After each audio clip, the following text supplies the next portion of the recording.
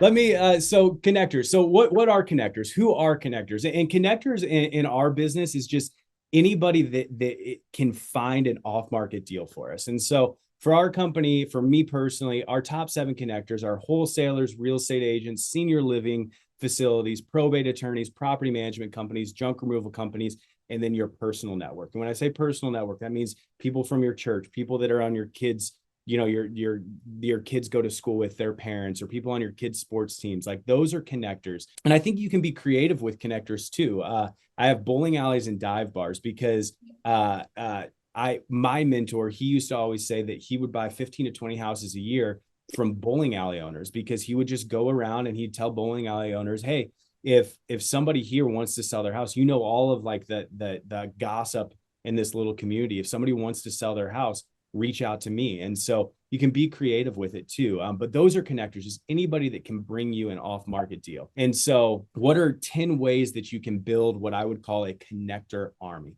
And the number one way, most important thing that you can do in my mind, especially if you are in a mid to large size market, is go to a local meetups.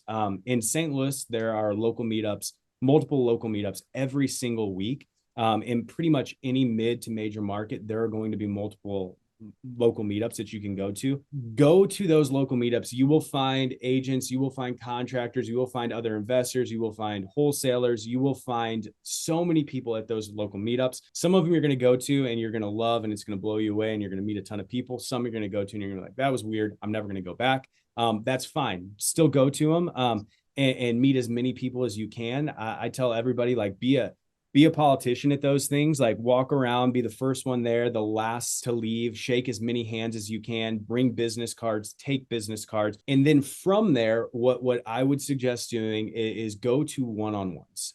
So from that local meetup, like, you've now met a ton of people, and now just start scheduling one-on-ones. And I think the in-person works best, but it can be over Zoom. The whole importance of these one-on-ones, because you want to take the time to get to know the person. You want to get to know them. Like, real estate is a relational business. It is not transactional. People will sell you a house. In my business, we buy houses all the time for way under what other people are asking, because they know, like, and trust us. Because I've taken the time to sit with almost every wholesaler and agent in St. Louis and have coffee with them and take notes on who they are, what they love to do, a little bit about their family. And I know them now at a personal level, not just a transactional level. And so go to as many one-on-ones as you can. Value that person. I kind of just said this, but like, I would go there and I would leave that one-on-one, and I would take the time in that conversation to get there, to know their family, to get to know their goals, to get to know their needs.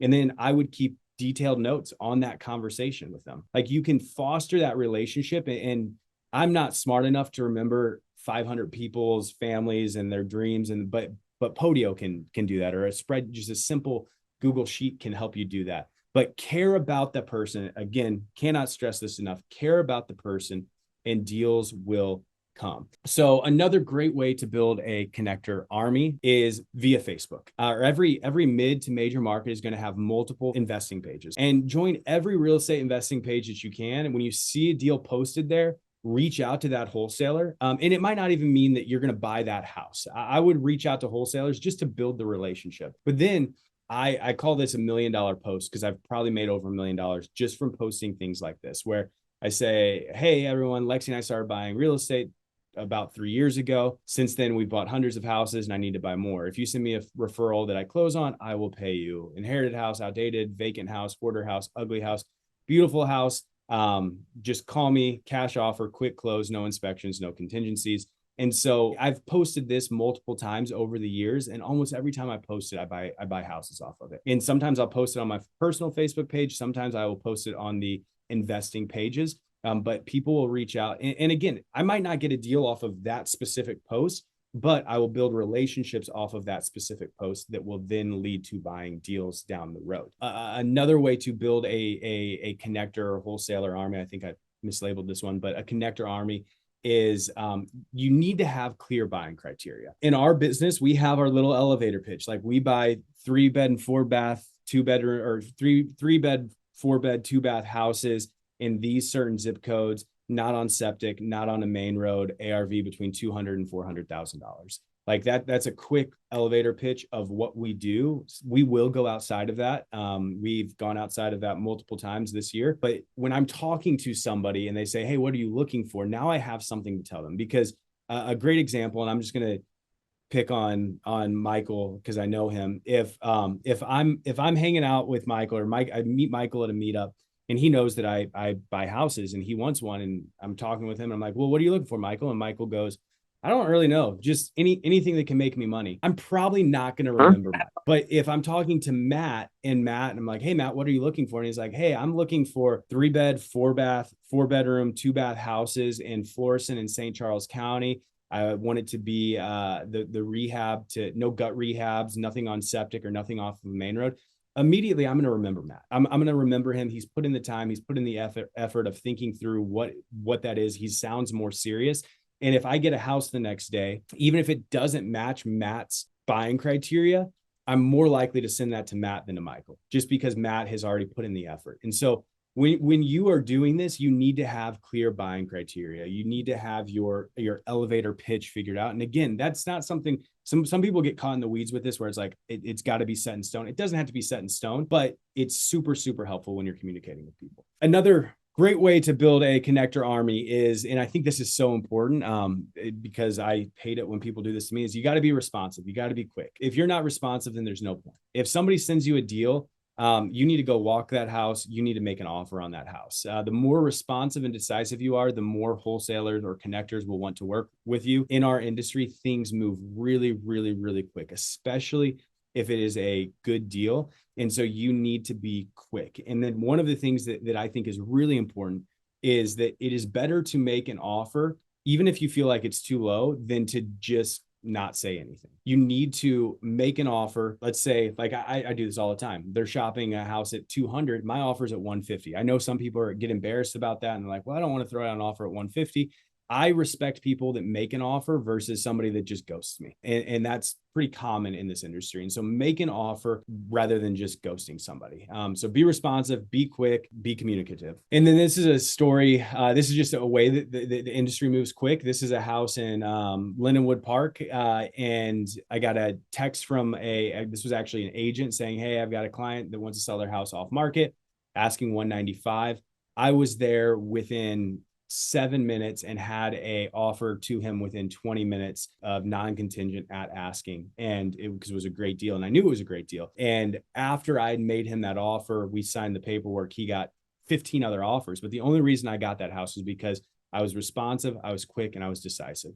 And if you want to build up a portfolio, or not a portfolio, but in a real estate investing business, you have to be quick. You have to be decisive. You have to be responsive. Another great way to build a connector army is through joint ventures. It's something that I don't do a ton of anymore. I really haven't done a lot of it, but I know that there's some people sitting on here that are like, I'm really good at X, Y, and Z, but I'm terrible at these other things. And that was one of the benefits of my wife and I. We were able to kind of carry each other's weaknesses, and we had that. So we didn't have to do a lot of joint ventures, but maybe you're incredible at networking with people and finding deals, but you're not great at analyzing deals. You can't find the money for the deals. You're not great at rehabbing. Like, you can do a joint venture. Maybe you have a ton of time and there's somebody on here that is able to find deals, but they work a 9-to-5 job. And so when a call comes in to go walk a property, they can't drop everything to go walk a property. Like, you can joint venture on that. And so there's a lot of really cool ways to joint venture on deals. But I do want to say, before you jump into a joint venture, don't do anything on handshake agreements. Have everything in writing, what the profit splits are going to be, who takes care of what. That's really, really important. I've got really great mentors in my corner that made me do that from day one on JV agreements. But I talk to people all the time where I was like, yeah, me and a buddy I met at a meetup decided to do a deal together and we shook hands on it. And you're going to get in trouble if you do that too many times. Like, you're going to get taken advantage of or get into a fight and lose relationships. So make sure you have everything in writing before you do a JV agreement. Another great way to build a connector army is be as easy as possible. For us, that looks like clean offers, cash, no contingencies. We're paying the closing costs. We're doing a quick closing. Usually we can do a closing within 5 to 10 days. Sometimes obviously the house isn't vacant and it takes longer than that, but be as easy as possible. Again, if Michael comes to me and I shop him a house and I'm shopping it at $200,000 and he offers me, let's say he offers me $205,000, but he needs an inspection contingency and he's got to get a financing contingency in there and he doesn't want to close for 45 days. And Matt offers me 195, but it's a cash offer, quick close, no contingencies. I'm taking that 195 offer all day long. I would probably take it if I had the room at 185, to be honest with you, because I just don't know if it's going to close, if there's a financing contingency, an inspection contingency and all that stuff. And so quick, clean, easy offers is how you're going to get deals accepted. And so keep that in mind and then do what you say you're going to do. I know that everybody should do that anyway, but if you tell somebody you're going to buy a house, buy the house. If you don't, you're going to probably get blacklisted and you might not ever buy another house from that wholesaler. And the investor community is small. And so people will find out like, hey, this person didn't close on this house that they said they were going to close on. And so do what you say you're going to do. I think, again, that's something that's helped us a lot is people just know like, hey, if we sell a house to Cam, he's going to close on it. He's going to close on it for what he told us he was going to close on it for. And he's going to do everything that he said that he was going to do in that. And people want, especially, again, we move quick. We work off of speed. People want those quick, clean, easy offers.